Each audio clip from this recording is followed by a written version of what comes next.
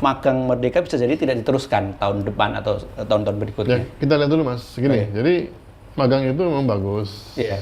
Tapi setelah kita amati ternyata magang itu beban untuk industrinya Mas. Ini survei nih, ada editor saya, magang Merdeka jadi beban nggak? Memang ada beberapa pertimbangan dari pemerintah. Kita memang tujuannya untuk menaikkan gaji dosen, atau jangan dosen lah. 1.000 orang setiap tahun itu menjadi WNA-nya Singapura, berarti dia pindah ke warga negaraan. Mereka ditarik ke Singapura, tawarin beasiswa, siapa yang nggak mau dong? Iya. Mereka pintar semua kok.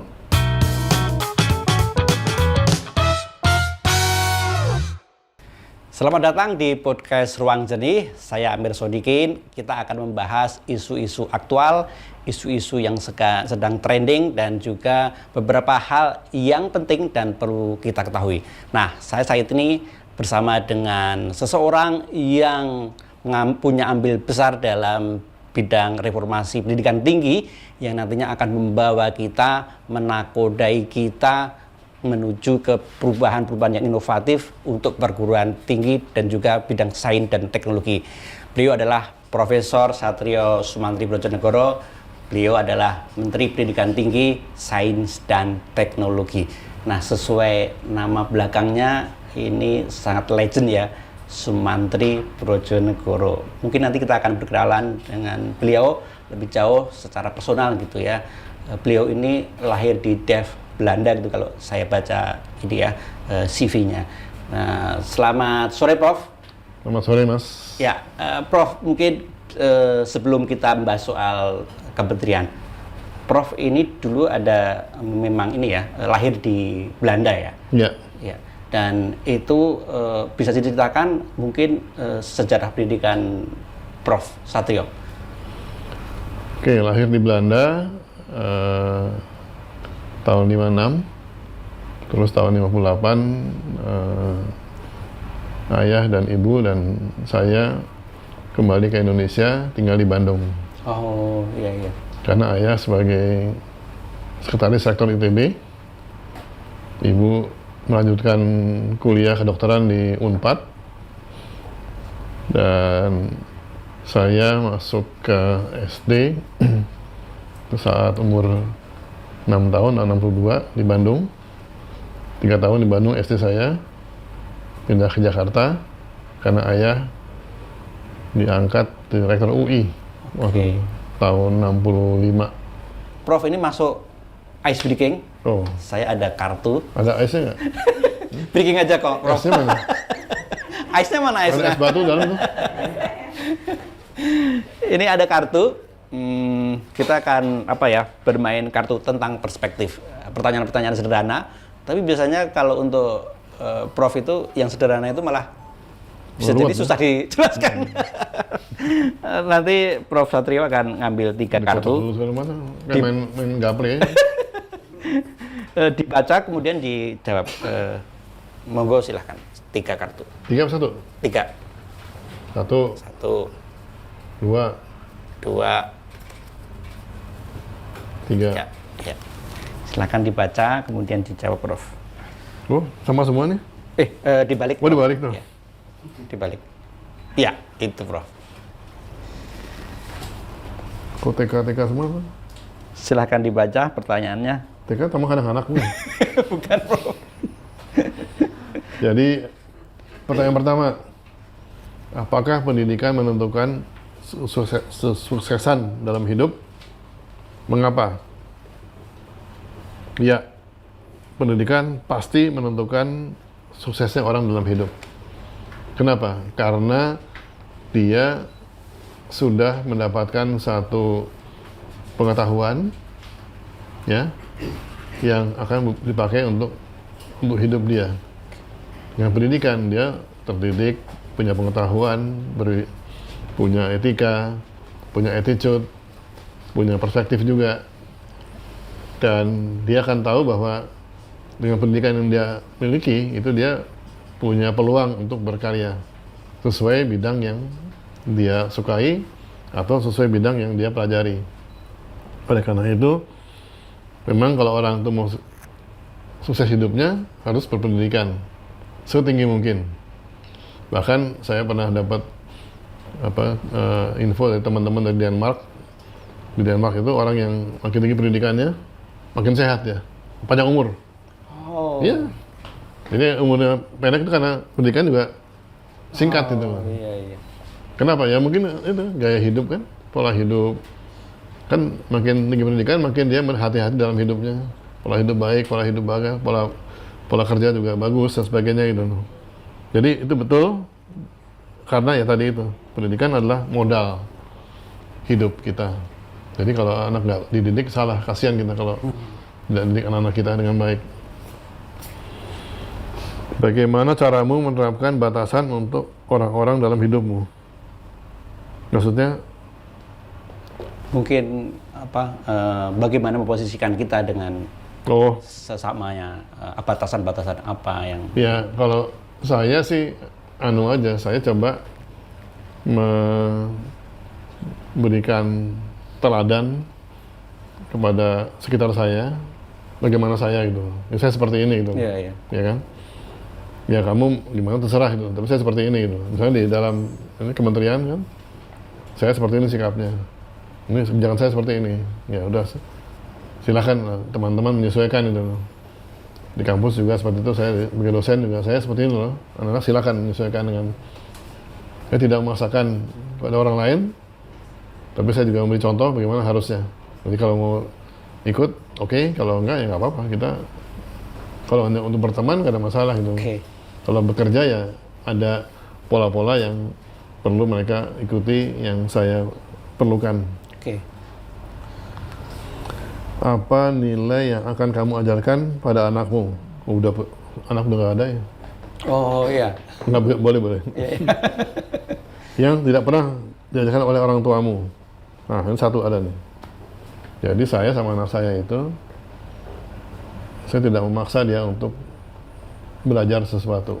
Wow. Sekolah harus, tapi terserah mau sekolah apa. Tapi nggak memaksa dia belajar sesuatu. Kamu belajar piano gitu nggak, Pak? Nggak, saya nggak mau. Oke. Saya nawarin sih boleh, tapi nggak maksa itu. Karena waktu saya kecil, saya dipaksa orang tua saya. Suruh les piano. Benar. Karena apa? Ibu saya waktu masih sekolah di Belanda, itu kan orang main piano seneng ya, ibu saya tuh. Ini harapannya nanti anak saya mesti main piano, karena dia nggak bisa beli piano. Nggak bisa main, udah tua. Saya langsung main piano kan. Ibu saya beli piano. Saya setelah SMP mulai les piano. Kamu les piano? Harus. Les dengan teman guru, sekolah piano saya. 6 tahun saya piano sekolah tuh. Meskipun mainnya ngaco gitu kan, nggak bakat soalnya kan. Karena nggak ada bakat saya. Cuman karena tekun aja bisa main piano. Lulus juga piano. Lulus, kasih jasa saya kasih. Wah, udah lulus nih. Piano jual sebenarnya gitu. Nah, anak saya nggak saya paksa gitu loh. Saya tawarin, ini bagus. Gitu. Anak saya yang pertama kan, dia dari kecil mau jadi dokter. Udah silakan kamu jadi dokter.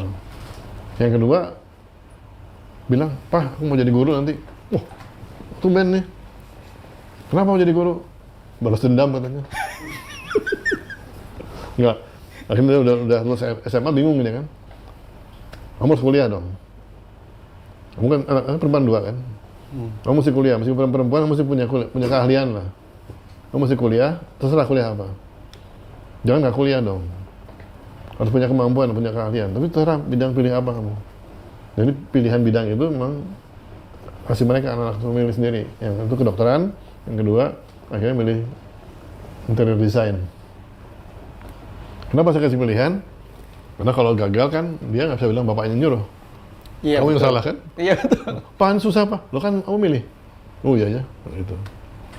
Karena apa? Saya pengalaman di ITB sebagai dosen, ada anak-anak di kelas saya itu yang hampir drop out.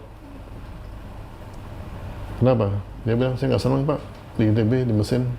Loh, kenapa mesin? Seorang tua. Kamu maunya apa? Seni.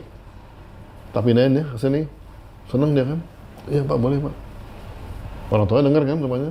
Marah orang tua, besoknya ke saya. Aduh, maki-maki orang tuanya. Anak saya mau di mesin, kenapa pindah ke seni? Katanya.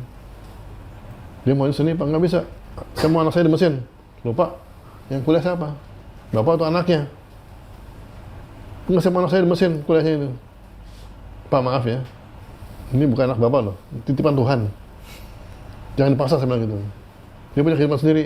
Kita boleh ngarahkan, tapi nggak boleh maksa dia. Oh gitu ya? Iya. Ya pindah kan ke seni kan, lulus cepat. Wis. Gitu, makanya itu nggak boleh. Kebebasan, Lu punya freedom. anak jangan dipaksa-paksa nanti. Iya, Prof. Dia suruh, kamu kasih arah, ini bagus, ini apa gitu. Terus suruh milih. Dia punya kehidupan sendiri kok. Iya. Ya jangan di itu. Jadi Iya. jawabannya itu. Ya. Ya kan? Keren, Prof. Nah, balikin lagi nih. Ya. Terima kasih.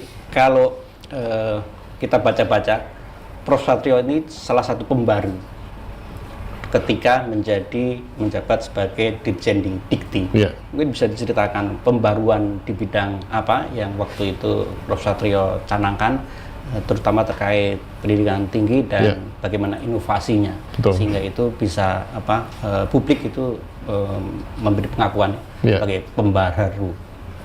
Jadi saya kan pernah kuliah di Amerika Serikat, Oh, ya.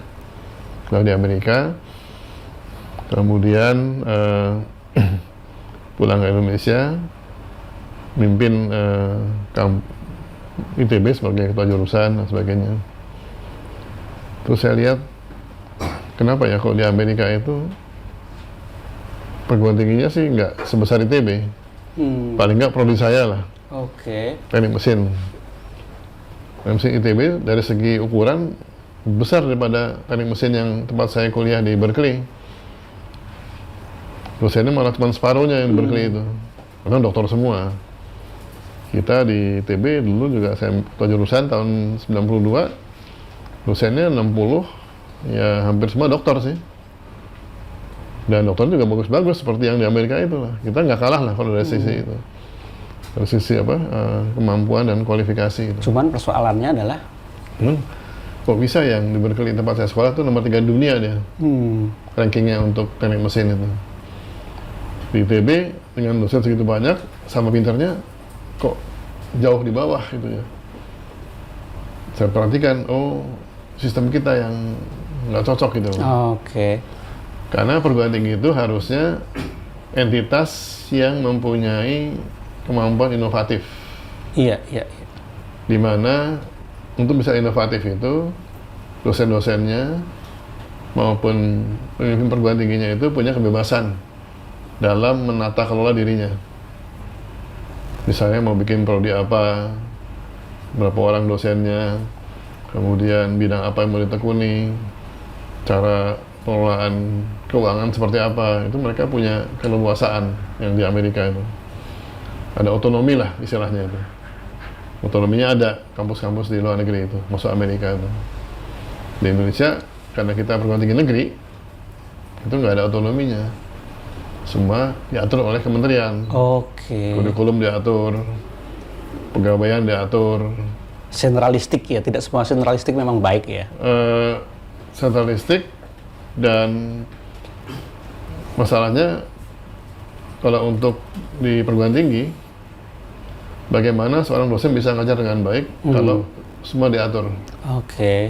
Iya. Padahal di perguruan tinggi itu kalau kita mau didik dengan baik, harus ada inovasi dari dosen-dosennya.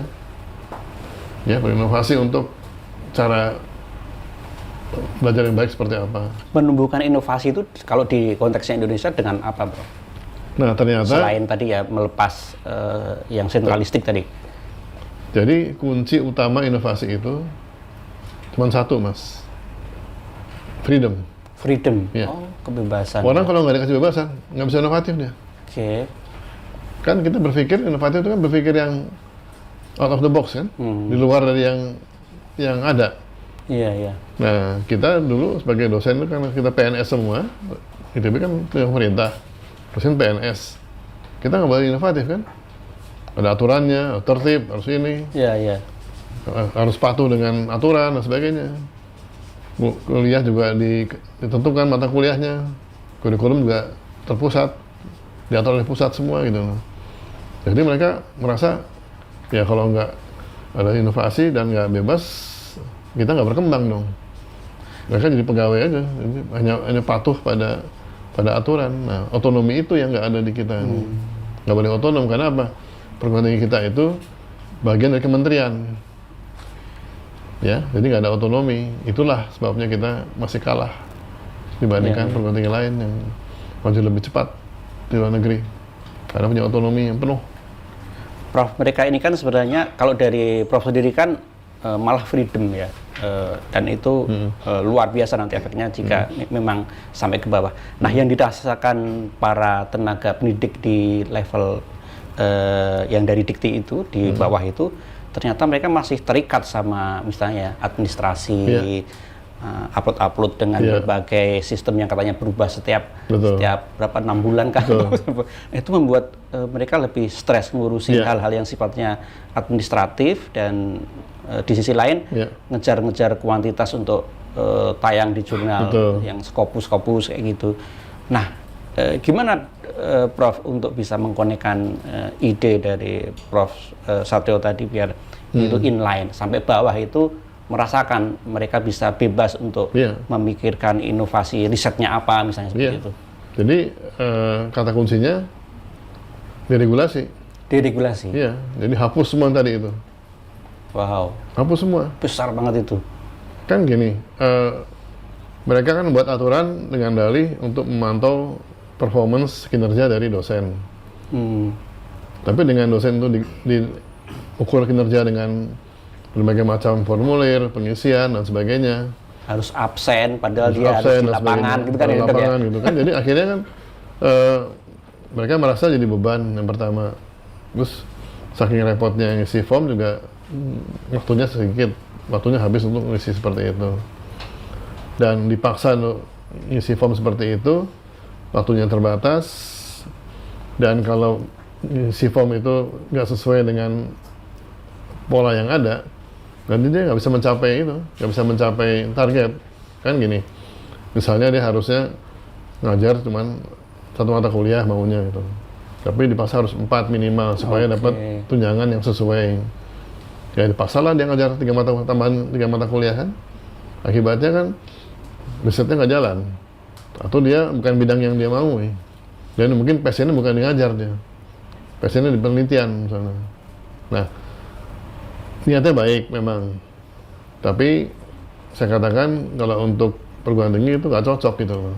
Kalau pegawai kantor, ya perusahaan bisa kan rutin, semua sama. Kalau di company kan semua sama kan pekerjaannya itu, pegawai kan harus ikutin aturan pabrik. Di kantor juga kan ikut semua aturan dari birokrasi. Di kampus kan enggak. Nah, di kampus kan kita didik mahasiswa. Mahasiswa bukan benda mati kan, benda hidup dia. Nah, dikira dari pembuat kebijakan di pusat, kampus diatur semuanya, pokoknya kalau dikasih input seperti ini, keluarnya begini gitu loh. Itu pabrik, Mas. Iya, betul itu. Di kampus nggak bisa. Anak tuh kan benda hidup. Iya. Dia masing-masing punya kemampuan dan punya ciri khas masing-masing. Nggak bisa dipaksa. Inputnya ini atau begitu, belum tentu. Anaknya beda-beda kok. Dan didik anak lain dengan nggak semudah pabrik bikin produk loh. Iya, betul. Jadi nggak bisa dipasok, input ini pasti jadi gini nih, nggak bisa. Iya. Itu salahnya pembuat kebijakan. Deregulasi itu akan dijalankan tahun depan atau segera? Iya. Jadi termasuk yang absen-absen yang istilah orang Jawa blekenik itu sudah nggak lagi menjadi core gitu ya? Nggak core, tapi gini, kami caranya tuh memberi kebebasan pada perguruan tinggi, kewenangan. Silakan, you aturlah, you punya dosen, ya. You mau absen silakan, tapi absen itu membebani mereka. Jangan sampai karena harus absen, dia nggak bisa ke lapangan, nggak bisa riset itu, karena mesti absen terus kan, mesti di tempat terus itu. Kan dosen kadang-kadang mesti keluar ke pabrik, ke industri, ke lapangan, untuk ambil data, untuk lakukan kajian-kajian. Jadi kita beri keleluasaan aja pada mereka, rektor-rektor atau direktur, pimpinlah anak buahmu itu, ya bukan kolega, dengan baik, mereka supaya maksimal performance-nya, aktif kerjanya, senang, banyak kebebasan, inovatif, sehingga saya juga senang, anak-anak senang sekali diajar oleh dosen yang senang seperti itu. Nah, masalah prestasi atau performance dosen, ya Bapak Ibu sebagai pimpinan ukur aja sendiri kan tahu. Oh ini baik itu udah. Jangan dipatok pakai format yang kaku gitu loh. Iya.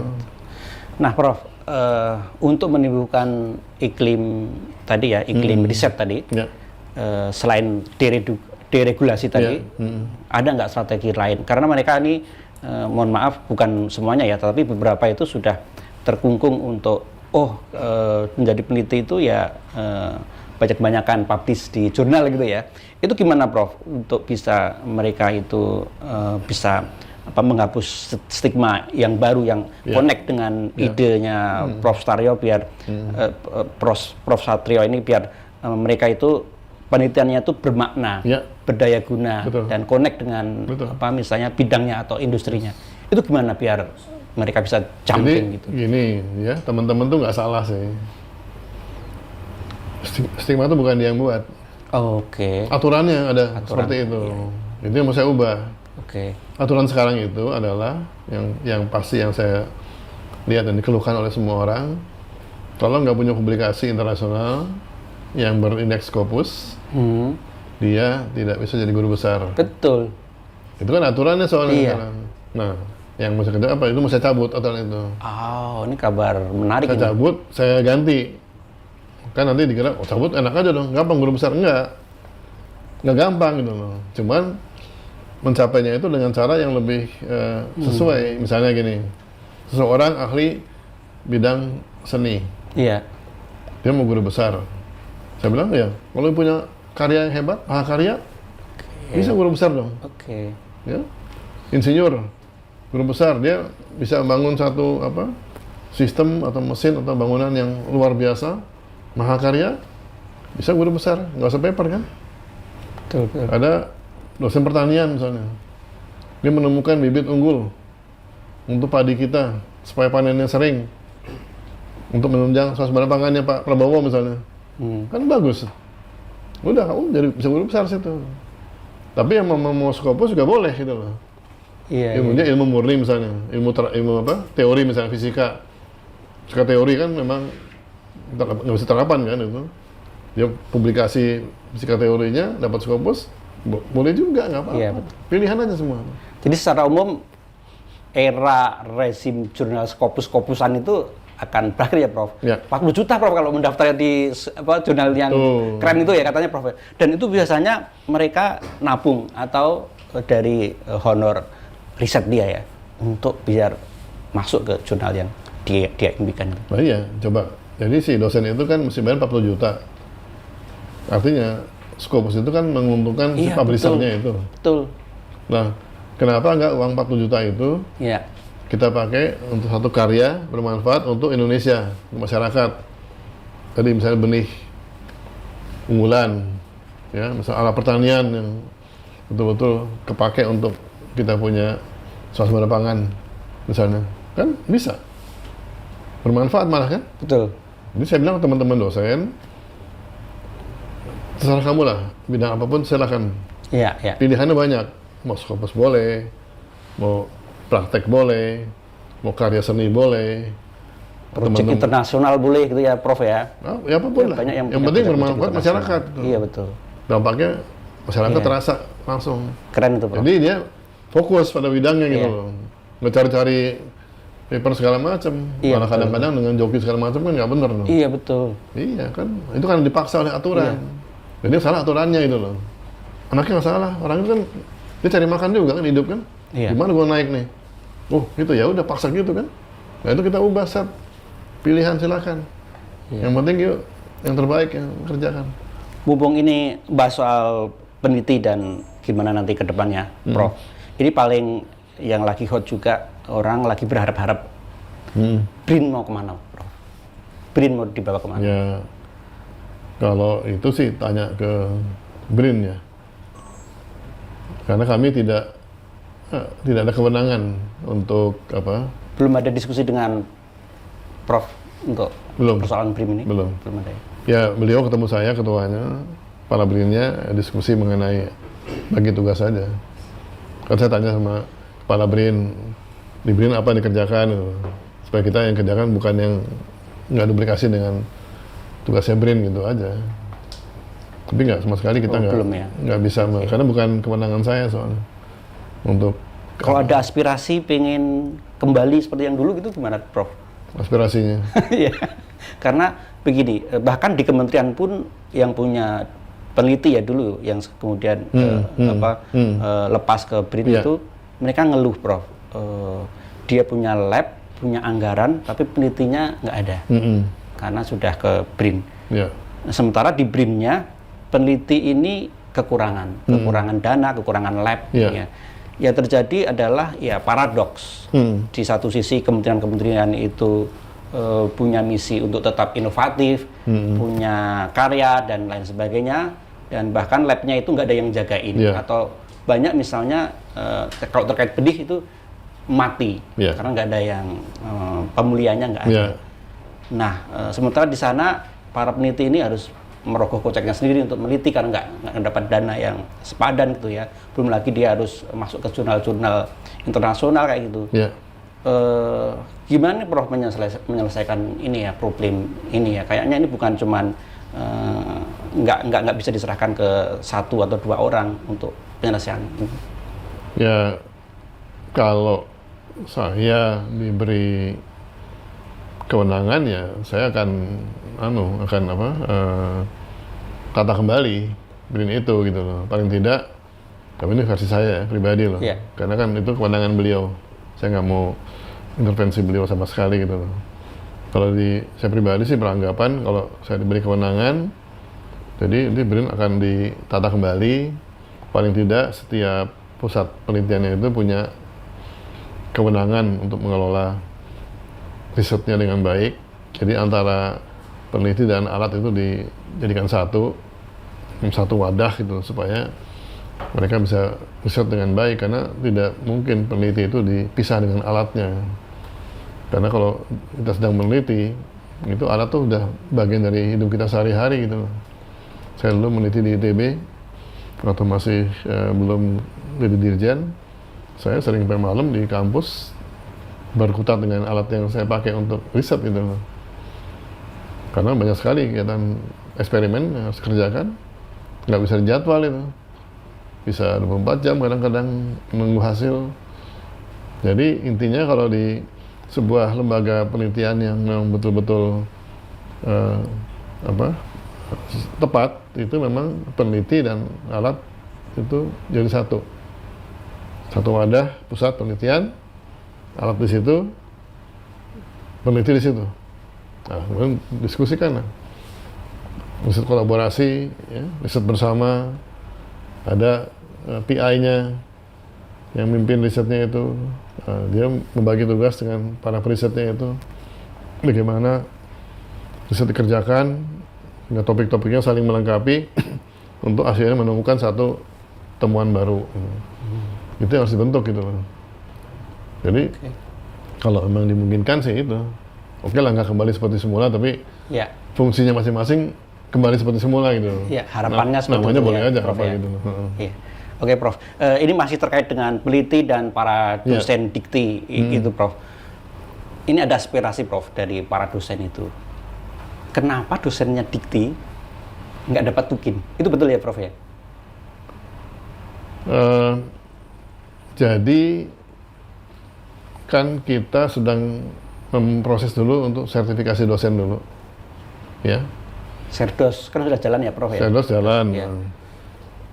Nah, memang ada beberapa pertimbangan dari pemerintah. Kita memang tujuannya untuk menaikkan gaji dosen, tunjangan dosen lah. Jadi ada gaji pokok, ada tunjangan sertifikasi dosen, dan tunjangan kinerja itu. Sebetulnya tiga-tiganya ini ada, ya. Jadi yang sudah dapat tukin juga sudah banyak gitu. Memang ada kemarin ada masalah dalam perhitungan mengenai jumlah dosen yang dapat tukin dan sertifikasi ini belum terlalu jelas angkanya, sehingga di periode yang kemarin belum sempat ditata ulang belum sempat dibayarkan, yang harus dibayarkan bulan Maret kemarin, tukinnya itu. Kemudian muncul satu Permen 447 yang tujuannya untuk pembayaran tukin dosen. Nah, itu saya dapat setelah saya jadi menteri, saya cek lagi, kenapa kok dulu nggak terbit, kok baru sekarang terbitnya, kan jadi beban saya gitu. Itu kan dulu terbitnya. Ya kita hitung kembali, memang ada kekurangan dari dana yang kita miliki sekarang. Kita minta ke Kementerian Keuangan supaya ditambahkan, sehingga nanti kita bisa bayarkan tukinnya bukan semuanya, tapi hanya selisih delta antara mereka sebelumnya dan berapa yang seharusnya gitu. Karena udah dapat Serdos kan, berarti ada delta kekurangan yang tukinnya itu kita bayarkan dulu gitu. Karena kalau mau dibayarkan semuanya bisa nggak cukup, dan nanti kalau dibayarkan semua dengan kementerian lain yang juga punya dosen itu ada masalah, nanti jauh itu bedanya. Jadi memang ini lumayan rumit. Tadi itu terlalu banyak ukuran-ukuran yang macam-macam ini, sehingga kalau ada perubahan tertentu repot kita ngitungnya. Saya maunya dari dulu udah dosen tuh satu gaji utuh satu udah gitu aja, gaji udah ya, kasih gaji aja udah. Performance kan ya kita nilai dari masing-masing lembaga lah, menilai oh ini kurang baik nah ya dikurangin lah konditanya atau apanya gitu. Karena kalau dipilah-pilah begini, tukin kan tergantung dari jumlah jam ngajar. Ngajar kayak atau apa macam-macam lah gitu. Akibatnya kan banyak dosen yang ngejar jam ngajar. Akibatnya apa? Risetnya mungkin ditinggalkan misalnya supaya ngejar jam ngajar ini gitu kan.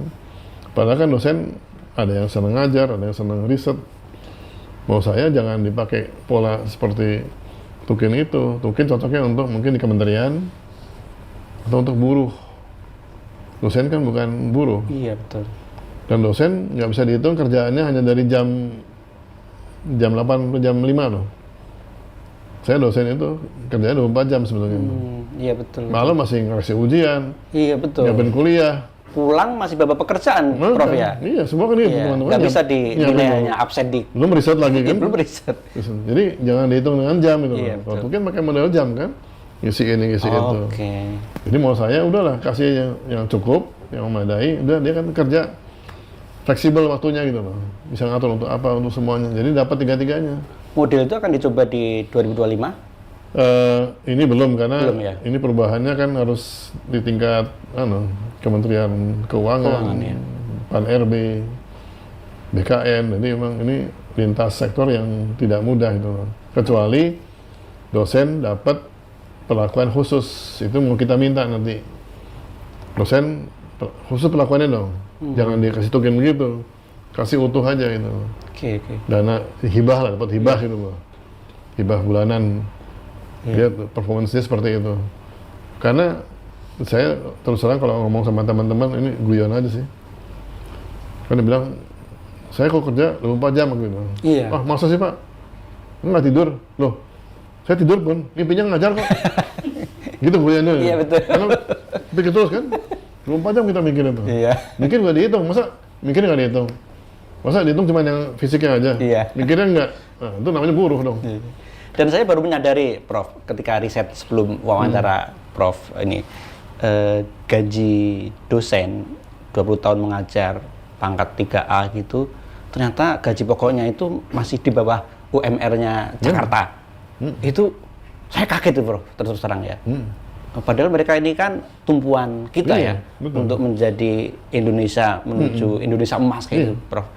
Nah, ternyata bahkan ditambah dengan berbagai tunjangan pun tidak bisa melebihi 2 kalinya UMP di Jakarta. Betul.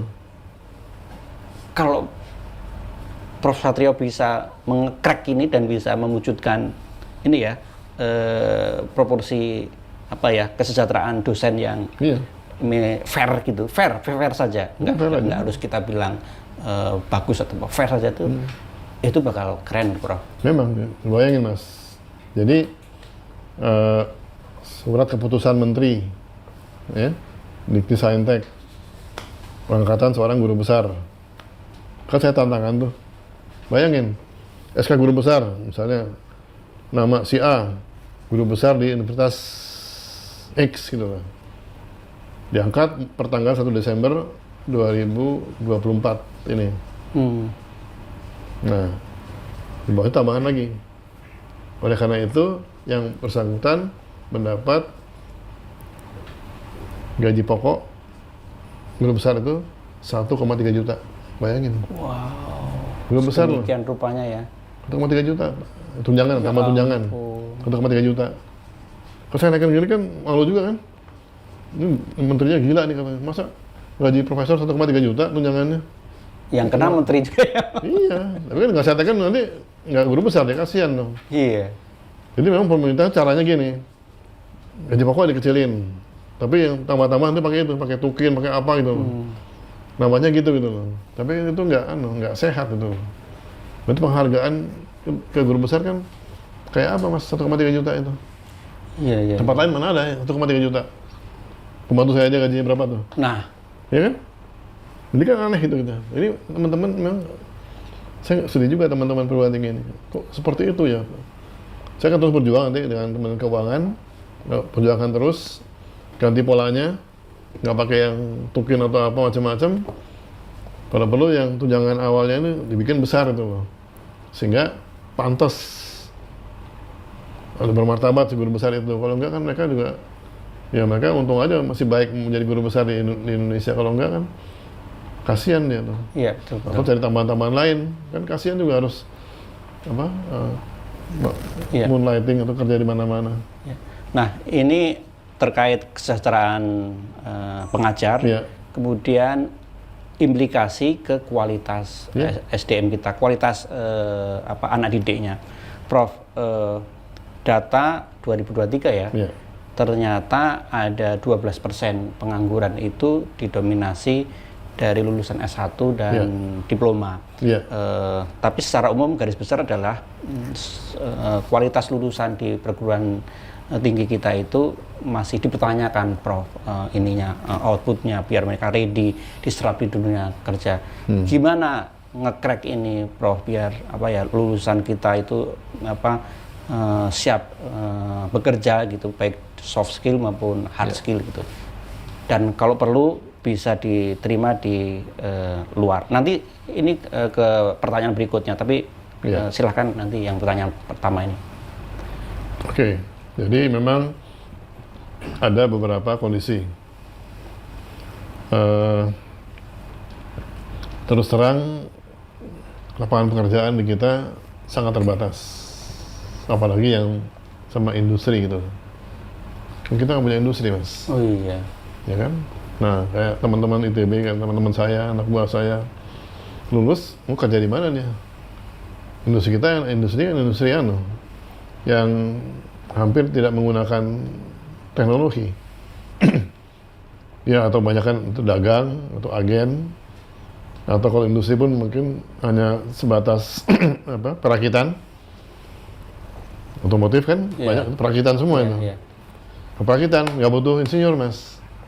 Butuhnya SMK, kan cuma mikrob aja. Nah, banyak lulusan kita kemana?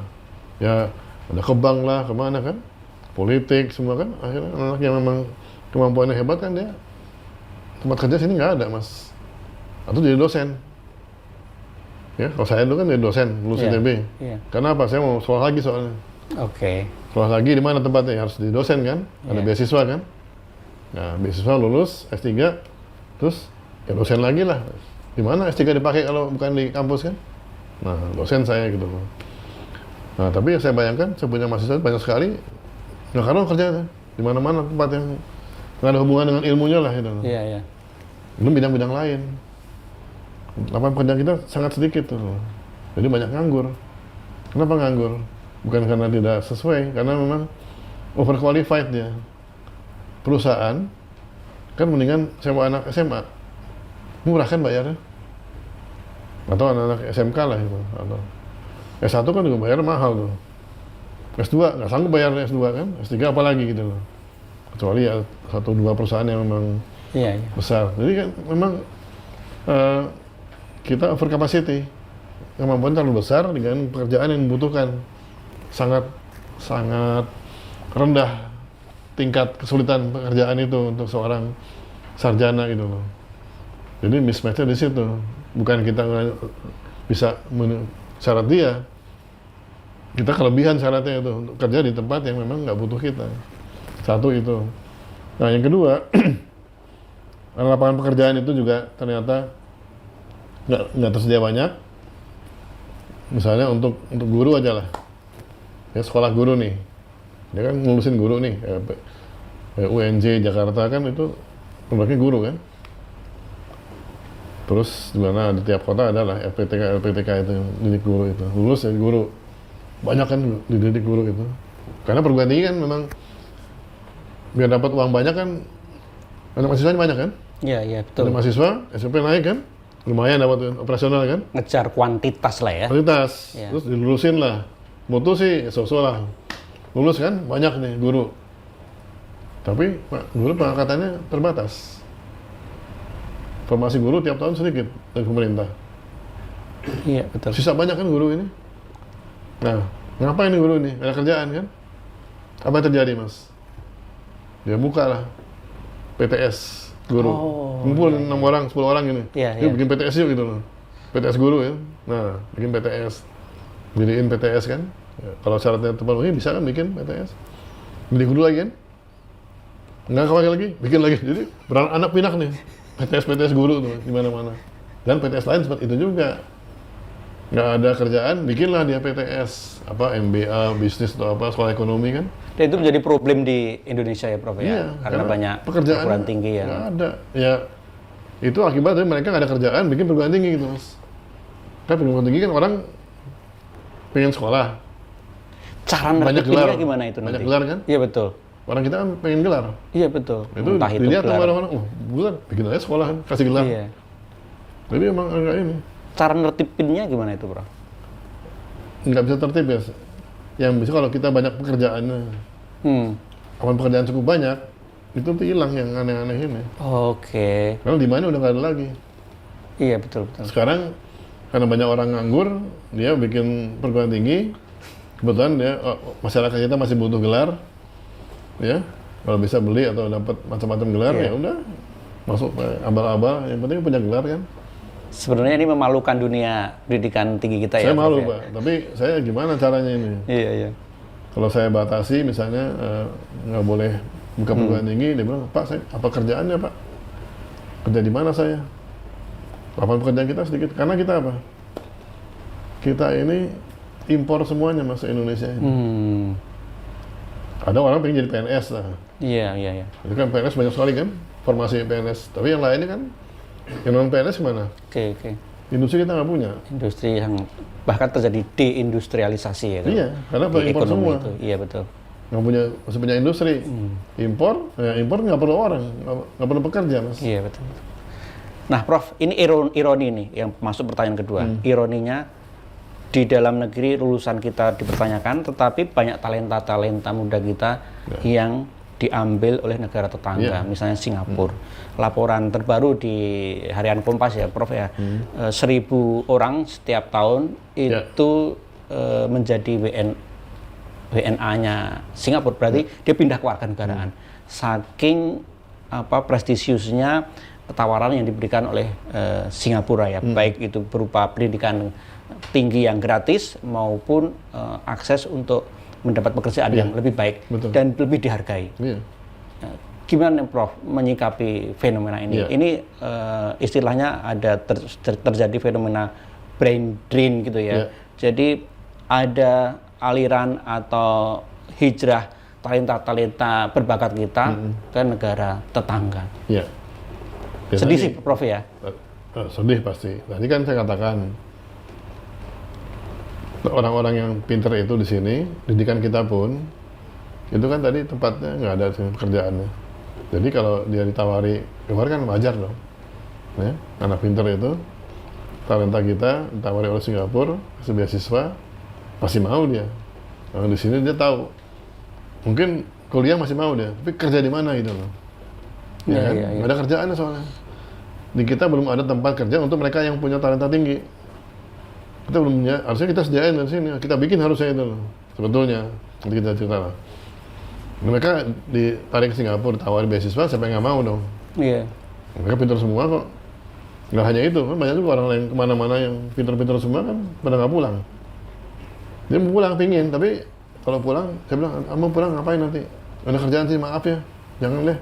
Sana dulu sampai dia udah kaya atau apa, baru pulang sini, bikin pabrik di sini gitu loh. Gitu saya maunya gitu loh. Jadi lulus di sana, tinggal situ dulu, berkarya, bikin pabrik atau apa silakan, nanti bawa sini itunya. Pengalamannya bangun di Indonesia. Kemudian dia pulang langsung, ada kerjaan di sini, kasihan loh dia. Akhirnya kan ada kerjaan di sini, mereka ilmunya tinggi sekali kan, mubasir. Jadi ya Singapura pintar itu, memanfaatkan itu dia. Kita juga nggak bisa menyalahkan Singapura. Nggak bisa, itu kan sudah apa hak asasi manusia kan. Sudah pasar haknya yang si bekerja ya. siswa untuk dapat itu. Nah, kita harusnya beri tawaran lebih daripada Singapura. Oke. Kamu Singapura nih, kasih lebih di sini. Sini aja. Kerjaannya, siapin kerjaannya gitu loh. Harus begitu Pak, caranya. Betul. Kita paksa nggak bisa, Mas. Ya.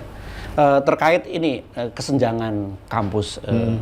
Jadi kampus-kampus di pusat, entah itu swasta ataupun negeri, versus kampus-kampus di daerah ini, Prof. Ini kesenjangannya terlihat nyata dari sisi kualitas maupun fasilitasnya. Gimana, Prof? Adakah jalan untuk mengatasinya? Jadi gini, menurut saya sebuah kampus yang berkualitas itu bukan lihat dari ukuran, bukan dari size juga. Bukan belajar ukuran. Dari Amerika tadi juga ya, Prof ya? Amerika juga betul, dan saya pahami juga Indonesia kan negara unik nih. Iya. Sangat beragam. Iya.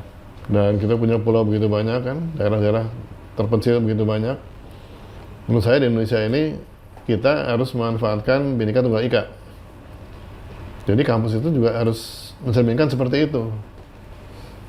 Ini bukan ukurannya gedung banyak, tanah luas, dosen banyak, masa banyak, bukan. Ukurannya adalah apakah kampus itu di tempat dia berada mampu nggak memberikan manfaat untuk masyarakat sekitarnya. Itu aja udah. Oke. Itu yang mungkin yang kecil ya. Iya. Yang gede-gede kayak ITB, UI, UGM, yang sudah itu kan paling tua soalnya kan dibanding yang lain kan. UI paling tua dibanding yang ITB beda dikit lah. Yang tua-tua ini harusnya dia berusaha menjadi perguruan tinggi yang kelas dunia, harusnya itu. Ya, jadi memang ada senjang, nggak ada masalah, beda Mas. Kan yang penting nggak harus sama. Kampus kecil misalnya di daerah Maluku, dia hanya melayani untuk perikanan. Iya. Nggak apa-apa, udah silakan aja. Perikanan aja fokusnya. Iya, fokus aja di situ. Kecil udah kan, yang penting masyarakatnya juga bermanfaat kan, nelayannya bisa sekolah macam-macam. Masalahnya ada kepentingan untuk nyari duit juga, Prof. Sehingga membuat jurusan-jurusan yang tidak connect dengan kebutuhan lokal, biar orang-orang bisa masuk ke situ. Ya, harusnya kalau kampus yang kita bagi tugas, menurut saya bagi tugas, kampus itu ada yang memang bermain di kelas dunia, kelas nasional, kelas regional, kampus itu. Dan menurut saya, dimanapun dia berada, apa yang regional, nasional, itu buat saya sama. Nggak lebih hebat, nggak lebih jelek gitu. Iya. Karena tergantung kamu tugasnya apa. Yang ini mendunia. Iya. Diciptakan oleh tokoh dunia. Yang di nasional, daerah. Jadi dia cari uang ya untuk kampusnya aja. Kan kecil, nggak mahal. Masyarakat bayar semampunya, negara bantulah untuk supaya itu. Jadi mesti gitu Mas, jadi jangan pingin semua kayak ITB gitu, atau kayak UI ya. Nggak nyampe Mas. Iya. Prof, World Class University. Ya. Ini kan dari Prof Satrio juga ya? Ya. Ini gimana konsepnya, terus cara nerapinnya gimana? Biar ini bisa konsep ini bisa dimanifestasikan. Ya, jadi kan kita ingin juga punya kampus yang berkelas. Karena Indonesia kan negara besar. Kita mau negara maju, 2045. Enggak Indonesia emas. Kan harus punya dong. Betul. Nggak usah banyak-banyak sih. 1, 2 nggak ada masalah gitu loh.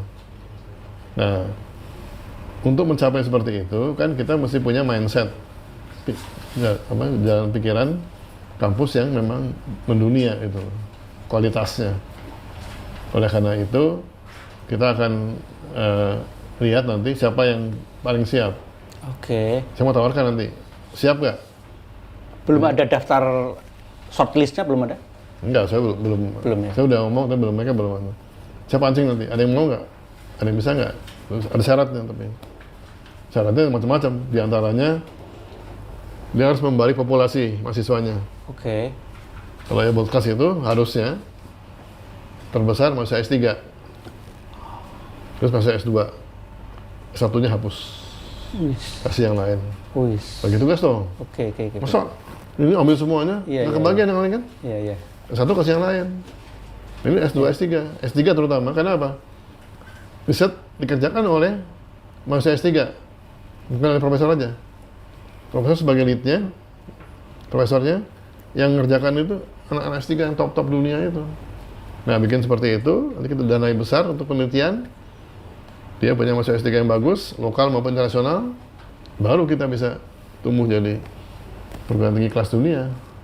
Kalau nggak bisa. Kalau masih udah S1, masih punya diploma, S3-nya sedikit sekali ya, nggak ada riset sama sekali, Mas.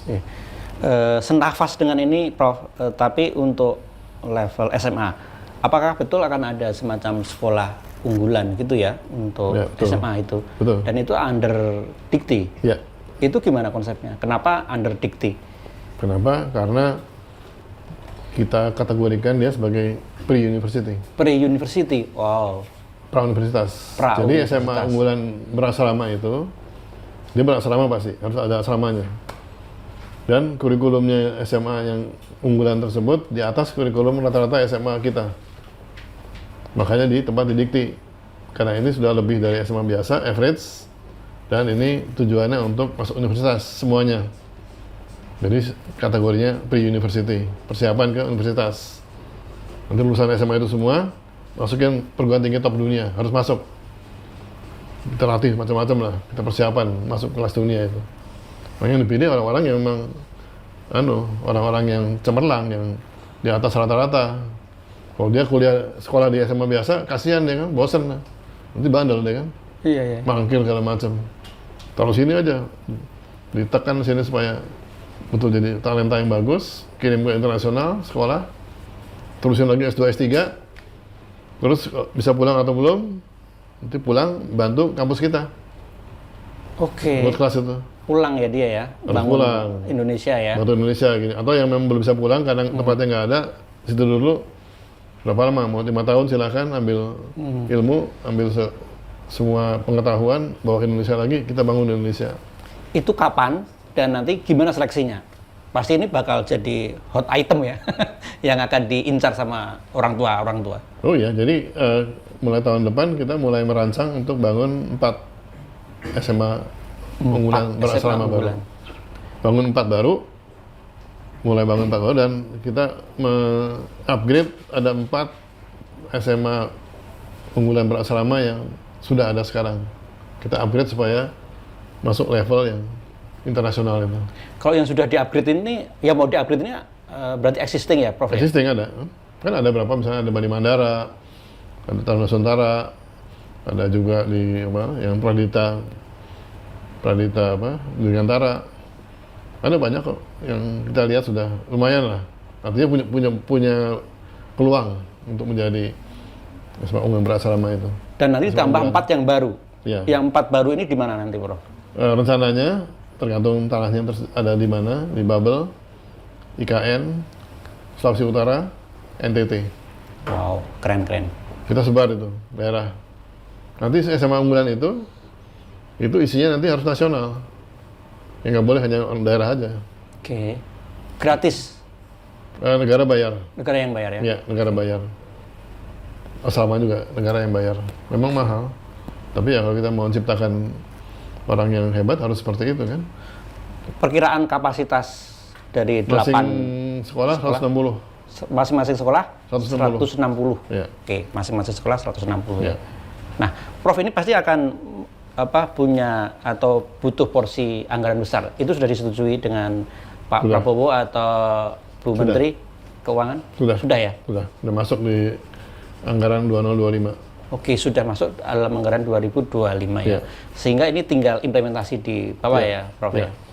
Eksekusi aja. Challenge-nya nanti apa nih, Prof? Karena ini kan sesuatu yang baru ya. Challenge-nya menarik. Jadi membangun sekolahnya pun juga harus betul-betul yang mencerminkan sekolah unggulan kan, Iya. dengan kelengkapan segala macam. Itu masih lumayan.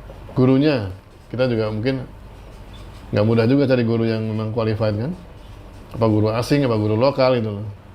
Ada plus minusnya. Atau guru kita persiapkan dulu. Terus cari mahasiswanya, cari siswanya. Kan yang mudah juga, cari yang pintar itu kan. Nah, pintar kadang-kadang tempat tertentu belum terlalu siap dia. Kita kasih persiapan untuk bisa mencapai Oke. level yang diharapkan itu. Nanti kalau misalnya ada orang tua yang pengen banget nyekolahkannya di situ, itu boleh jalur mandiri gitu nggak, Prof? Oh enggak, satu sistem aja. Satu sistem aja? Nah, kita pakai ada macam pola kok. Beasiswa istilahnya ya? Ada beasiswa, ada afirmasi, ada macam-macam. Oh, ada afirmasi juga Ada ya? juga. Oke. Artinya mereka yang memang punya peluang, kita akan pastikan dia dapat kesempatan gitu. Oke. Prof, mumpung ingat beasiswa nih, Prof. Oh ya, kan banyak beasiswa yang sudah kita gulirkan di ini ya, di perguruan tinggi. Iya. Apakah itu masih akan dijalankan atau malah ada tambahan kayak LPDP dan seterusnya itu? Tambahan ada pasti. Tambahan harus ada ya. Harus tambah dong kalau kita mau perbanyak. LPDP tetap jalan. Jalan terus ya PDP. Oh, oke. Kita perbesar itunya juga. Malah diperbesar ya. Porsinya. Sekarang yang MBKM itu, Bro, ada dengar-dengar misalnya akan direvisi atau tetap dilanjutkan? MBKM kita lihat lagi komponen-komponennya yang memang sudah baik dan memang bermanfaat, terus yang memang kurang kita perbaiki, atau kalau memang sudah memang tidak cocok lagi ya kita hentikan gitu. Iya. Kita lihat dulu mana yang paling jalan paling efektif. Sama titip ada pesan sponsor. Ya. Magang Merdeka jangan di-cut ya, Prof ya. Jangan apa? Magang Merdeka jangan di-cut. Jangan dikat. Iya, karena ada isu magang Merdeka bisa jadi tidak diteruskan tahun depan atau tahun-tahun Ya, berikutnya. kita lihat dulu Mas. Gini, Oke. jadi magang itu memang bagus. Iya. Tapi setelah kita amati ternyata magang itu beban untuk industrinya, Mas. Oh, Sehingga industrinya merasa ini beban buat dia, nggak ada manfaat buat dia gitu loh. ini survei nih. Ada editor saya. Magang Merdeka jadi beban nggak? Enggak sih. Karena kami menggunakan juga, Prof. Oh, di Kompas. Iya, di Kompas.com menggunakan juga. Mungkin kalau Ada yang dari Magang Merdeka, itu Prof. Magang Merdeka. mungkin kalau yang Kompas mungkin masih cocok mungkin bidangnya. Tapi kan ada teman-teman saya yang di industri misalnya, Oh gitu ya?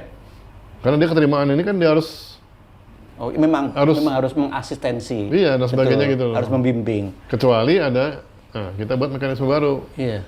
Oke, dia magang di satu pabrik. Kita akan minta nih pada pabriknya, Iya. lu mesti bayar dong Oke. anak ini. Oke. Kalau dia bayar, artinya kan dia serius nih. Iya betul. Anaknya pun serius kerjanya kan. Iya. Nah itu baru bisa bermanfaat tuh. Iya. Kalau cuma dibayarin oleh negara, magang di industri cuma ketempatan doang, dia repot ini, bikin susah itu. Jadi anak juga nggak manfaat tuh. Manfaatnya kurang. Grup kaki mungkin bisa jadi responden, Prof, untuk ditanyain apakah mereka terbantu apa enggak gitu untuk Makanya, magangnya. kita lihat kan, yang terbantu kan jalan, yang memang Iya. nggak efektif ya udah deh. Oke. Daripada bebani industrinya kan kasihan industrinya. Iya betul. Jadi cuma basa-basi aja Mas, proforma maaf ya. Oh iya. Bahwa udah kamu udah sekian bulan pulang nggak dapat ilmu apa-apa. Kan kasihan. Iya betul. Nah sejauh ini memang kalau misalnya kita dapat anak yang oke, itu memang itu betul-betul sangat membantu, Prof. Iya. Dan kami punya akhirnya terbuka juga. Oh anak-anak Gen Z itu begini cara kerjanya, misalnya Iya. cepat beradaptasi, cepat menyerap ilmu-ilmu baru. Makanya. Dan Jadi- kadang problem solvingnya tidak seperti kita caranya. Oke. Itu cocok kan? Iya cocok itu. Nah, tapi kan yang lain mungkin nggak seperti itu. Jadi kita lihat lah. Iya, betul. Ini case by case Mas. Iya. Terus apa enggak? Ya kalau dua sepakat terus. Kalau sepakat nggak terus kan juga nggak diterusin dong. Oke. Kan namanya merdeka. Iya betul. Pilihan kan? Iya. Mm-mm. Oke. Kurikulum Merdeka tetap jalan atau masih dievaluasi lagi? Kurikulum Merdeka kan tempatnya Kidasmen. Oh iya, di sana ya. Kita nggak ada kurikulum Merdeka. Sudah nggak ada ya. Kurikulum perguruan tinggi aja. Kalau ini Prof, untuk program-program unggulan, bedanya dengan era sebelumnya dengan era Prof Satrio ini gimana nanti? Program unggulan. Jadi unggulan kita sekarang ini kita arahkan untuk menunjang programnya Presiden di Kabinet Merah Putih. Jadi swasembada pangan, swasembada energi, ketersediaan air untuk masyarakat bisa hidup dengan baik, hilirisasi, industri berbasis sumber daya alam, sumber daya mineral untuk mencapai target ekonomi tumbuh 8% dan digitalisasi pembangunan supaya juga mencapai target 8%. Itu ke sana arahnya kita. Mendukung itu ya. Mendukung itu. Yang Dikti pun juga akan ke situ. Harus Pak, supaya target beliau tercapai. Kalau enggak, kalau kita nggak siapin SDM-nya nanti kan nggak nyampe. Risetnya pun ke sana juga, arah risetnya juga. Ya, Prof, closing Yes. untuk terakhir, silakan. Ya, kita sama-sama berjuang untuk Indonesia ke depan, generasi muda, tolong kita kerja keras sama-sama. Kami Kementerian akan mencoba untuk memastikan teman-teman yang memang ingin belajar, berkarya, baik di pendidikan, penelitian maupun sains teknologi, kami akan fasilitasi semuanya, kampus-kampus jalan dengan baik, do your best, ya, maksimal dengan fungsi dan tugas masing-masing. Teman periset juga upayakanlah riset kita itu bermanfaat nggak hanya untuk paper tapi lebih kepada untuk wujud nyata yang bermanfaat masyarakat, apa itu karya atau temuan inovasi yang bisa memberikan pada masyarakat satu manfaat yang maksimal. Dan bidang sains teknologi saya harap para masyarakat umumnya pahamlah apa itu sains. Ternyata sains bermanfaat sekali untuk kita semua.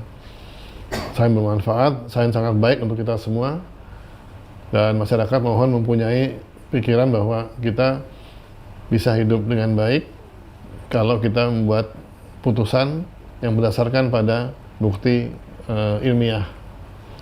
Oleh karena itu, pastikanlah pembuatan bukti ilmiah itu syarat untuk kita dalam membuat satu keputusan terkait dengan bidang-bidang yang kita pelajari. Bidang apapun, ada yang namanya bukti ilmiah supaya memperkuat keputusan yang kita buat. Dengan demikian, ya mudah-mudahan Indonesia Emas 2045 bisa terwujud. Terima kasih. Oke, terima kasih Prof Satrio.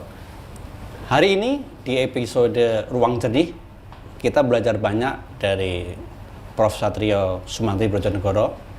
Beliau ini adalah Profesor Teknik Mesin yang akan mengantarkan kita pada perubahan-perubahan besar tadi yang dijelaskan dan dijanjikan beliau itu sangat signifikan, dan kita berharap itu bisa dilaksanakan mulai dari 2025.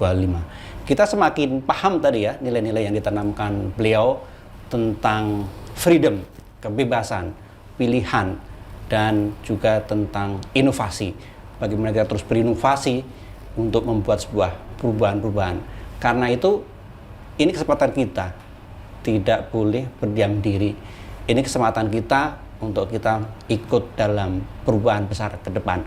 Dan kami juga titip dan berharap bahwa kekritisan, pertanyaan-pertanyaan, kegalauan, dan juga laporan-laporan dari bawah tetap menjadi rujukan dan diperhatikan Kementerian Prof Satrio ini. Saya Amir Sodikin, terima kasih sudah bergabung dengan Ruang Jernih kali ini. Sampai jumpa di episode Ruang Jernih berikutnya. Terima kasih.